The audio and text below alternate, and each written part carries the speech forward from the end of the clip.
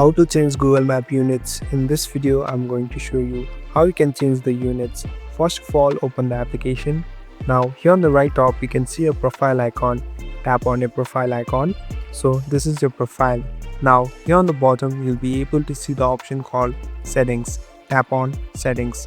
Now here in the settings interface, slowly scroll down until you find the option called distance units. Simply tap on distance units.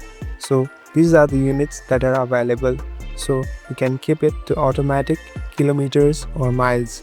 So this will be an indicator to show how much distance one covers. So you can select any one of it and it's done. So if you go back into your maps and search any specific location, the same unit will pop up. Thank you for watching this video. I hope this video will help you.